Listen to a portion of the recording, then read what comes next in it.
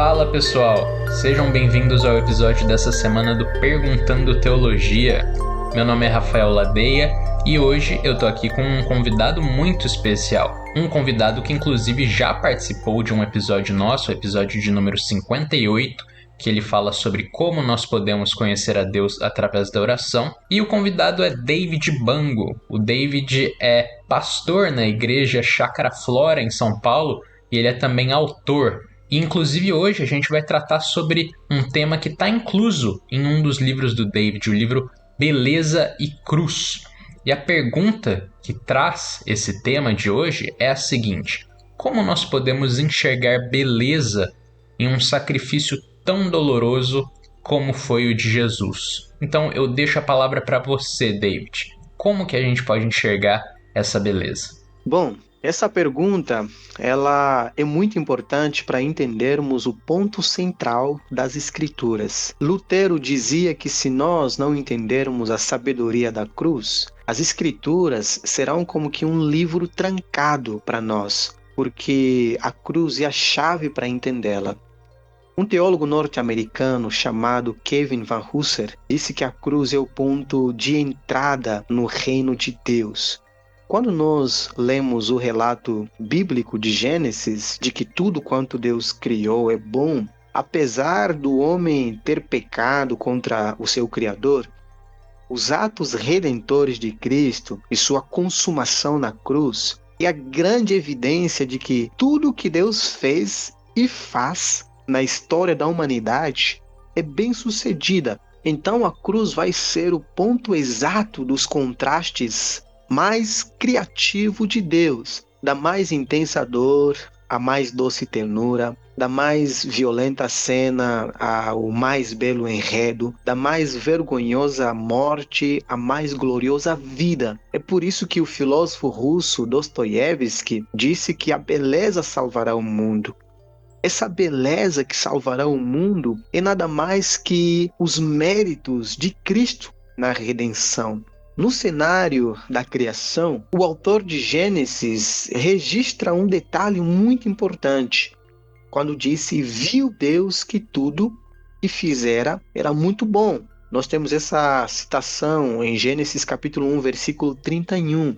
Esse primeiro elogio das Escrituras, viu Deus que tudo quanto fizera era bom, parte do próprio Deus. Deus fez questão de dar testemunho da beleza de sua atividade.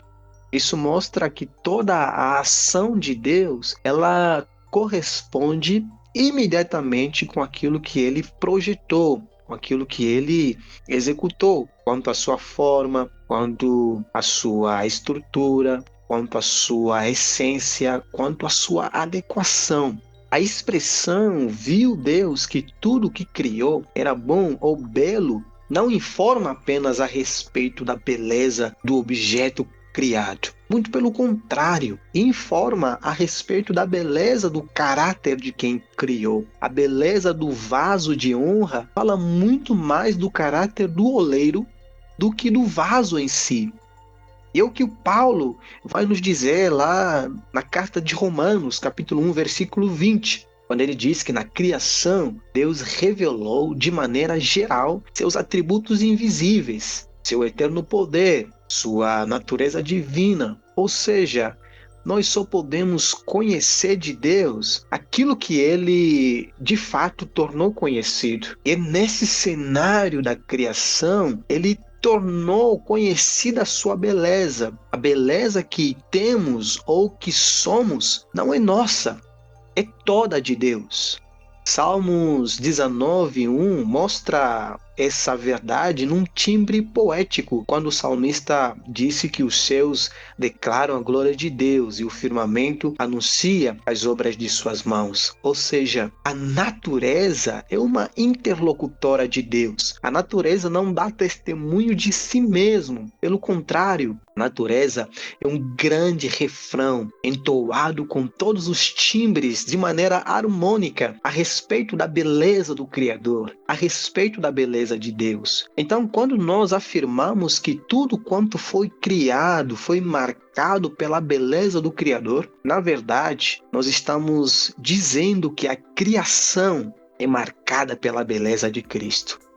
Da criação à redenção, tudo é marcado pela beleza de Cristo. Por isso, sem a cruz, não haveria beleza, porque a queda deturpou tudo. Mas Deus, na sua grande sabedoria, ele restaurou todas as coisas por meio do ato sacrificial de Cristo. E essa é a nossa esperança. É uma esperança num futuro glorioso, por meio daquilo que Cristo fez na cruz. Daí nós temos a relação da beleza e da cruz. Por quê? Porque o pecado é suprema fealdade, porque é uma ruptura com a beleza de Deus. Por isso, quando Cristo nos restaura, ele dá a sua própria face a nós. Ele nos oferece o seu rosto. Muito mais do que apenas limpar a nossa imagem, ele nos dá a sua própria imagem para que nós sejamos vistos nele, de modo que quando nós nos posicionamos diante de um espelho, nós só podemos ver os méritos da redenção. A nossa vida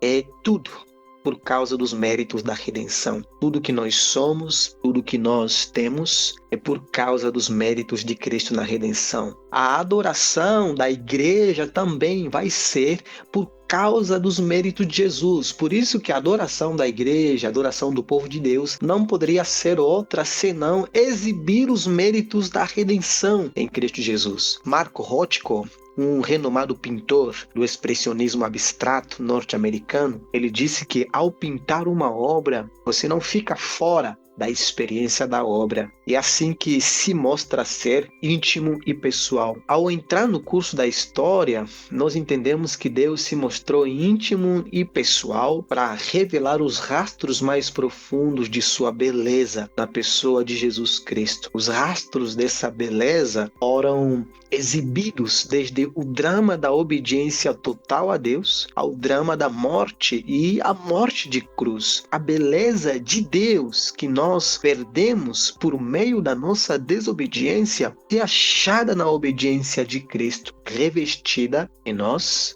por meio da justificação perfeita. Muito legal, David, muito legal. Inclusive, agora que você já fez esse panorama geral, eu queria te perguntar de uma forma mais concreta, como que nós, sabendo de tudo isso, podemos agir nas nossas vidas a partir desse conhecimento? O que a gente pode fazer para manifestar esse conhecimento tão precioso? A gente pode tirar algumas lições importantes diante dessa realidade. Em primeiro lugar, nós precisamos entender que por meio da graça, a nossa história ela é totalmente reconstituída pelo decreto do Pai, pela execução do Filho, aquilo que Cristo fez na cruz, e pela autenticidade do Espírito. Ou seja, através da redenção em Cristo, tudo voltará para o estado original de beleza e pureza. Por isso, quando nós lemos lá em Gênesis, e viu Deus que tudo quanto fizera era bom, essa verdade ela não foi estagnada no passado. Pelo contrário, essa verdade ela ressoa como trovão de que tudo ainda é bom por causa do que Cristo fez, não por causa de nós, não por causa da nossa criatividade, mas por causa daquilo que Ele é e daquilo que Ele fez. É importante essa verdade na nossa jornada diária. Às vezes nós buscamos fazer tantas coisas apenas nos fundamentando na nossa criatividade, na nossa estratégia. A gente precisa lembrar que dependemos de Deus para todas as coisas, né? É como se nós, até de alguma forma, fazemos algumas coisas no reino de Deus, mas quando olhamos para trás, nós dizemos que, olha, foi Ele, porque se não fosse Ele, eu não teria feito. Isso é extremamente fundamental para nós. Isso nos ajuda também a descansar em Deus, a repousar os nossos corações nele e a buscarmos cada vez mais experimentar o seu agasalho. Este é o grande lugar de segurança para um mundo tão complexo, para um mundo em que perde a beleza daquilo que é real, daquilo que é bom, daquilo que é verdadeiro. Nós somos convocados nas Escrituras a olharmos para Deus, a vermos aquilo que Ele fez por intermédio da cruz. Eu costumo dizer que o pecado rasgou a constituição moral do ser humano, mas por meio da graça em Cristo Jesus, nós podemos de fato vislumbrar aquilo que Deus é e vivermos numa experiência de rendição e de entrega a Ele diariamente para a glória do seu nome. Para concluir, tudo que Deus fez por intermédio da cruz deve nos lembrar diariamente que a ação criativa de Deus na história é boa, é perfeita e dura para sempre. E essa noção caminhe conosco, não fique apenas nos nossos ouvidos, mas que desce ao nosso coração, que essa verdade atravesse a nossa realidade experiencial. David, te agradeço muito pela sua participação e eu queria convidar os nossos ouvintes a estarem continuando a mandar suas perguntas, continuando a participar aqui das nossas enquetes. Vocês podem estar indo no Instagram, no YouTube, vendo os nossos episódios por lá, vendo também a promoção dos nossos episódios por lá. E eu também gostaria de recomendar que vocês leiam o livro do David, o livro Beleza e Cruz. Vocês podem encontrar na descrição do podcast aqui um link que vai te direcionar para a compra do livro. Então é isso, pessoal. Muito obrigado pela participação e até o próximo episódio.